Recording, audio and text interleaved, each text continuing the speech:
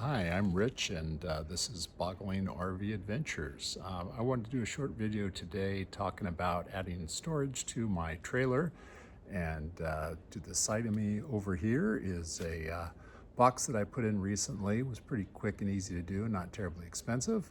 And sort of wanted to run through an easy way to add storage to your RV. All right, so this is our RV, which is a Alta 2500 KTH toy hauler that we converted into a couples trailer. And I'll throw up a video soon on the goods and bads, why we picked it and all that sort of thing. But anyway, today I wanted to talk about storage. So one of the bads on this trailer is the storage situation. So there's no big pass-through like a lot of other trailers.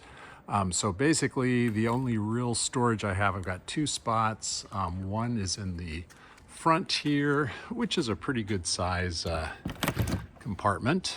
So where we put our chairs and our leveling blocks, tables, and that sort of thing.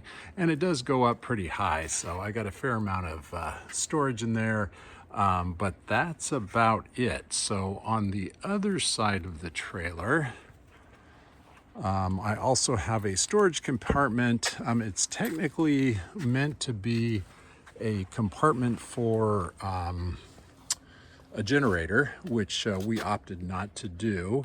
And so let me pause for a second so I can open it up. So I turned this compartment into a battery compartment. I moved the two lead acetate batteries that we had up front on this trailer. I replaced them with some lithium batteries, so I got 6 lithium batteries here instead. And then I divided the compartments, so I've got odds and ends, basically water connectors and spare water bottle and that sort of thing in here.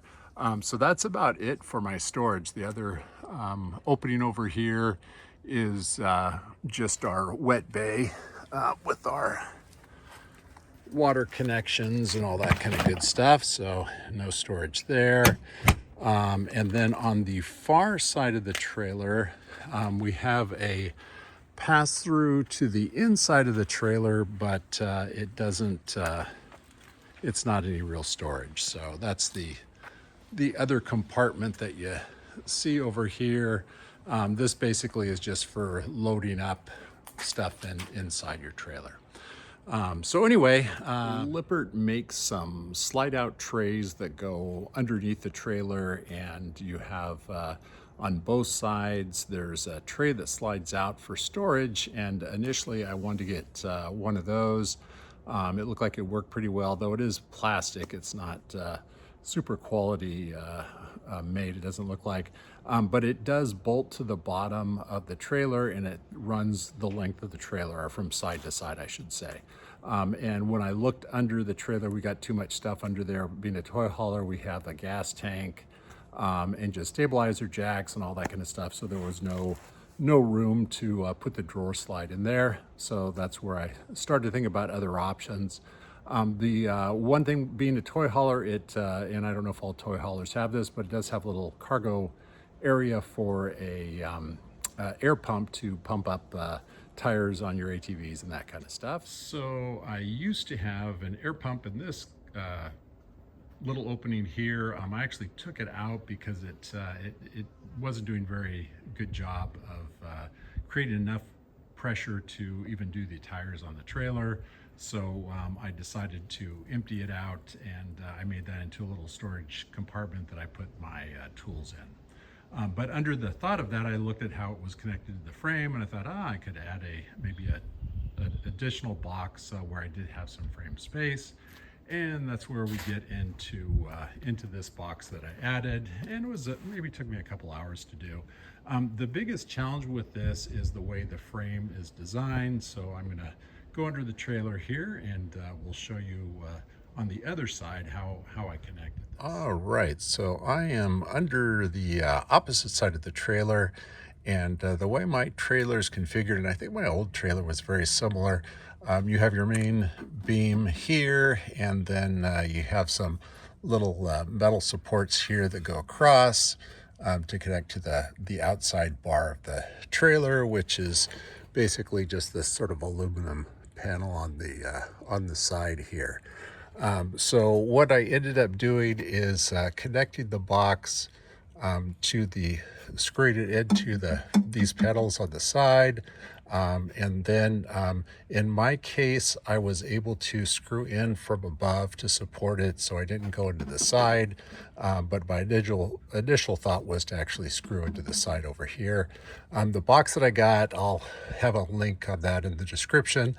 I think it was about 150 bucks on Amazon. It says it could be supported by the top or the sides or what have you. So it didn't matter from that standpoint. The tricky part with mine is that these bracket supports that I have here, these are about 2 feet apart, and I wanted a bigger than a 2-foot box.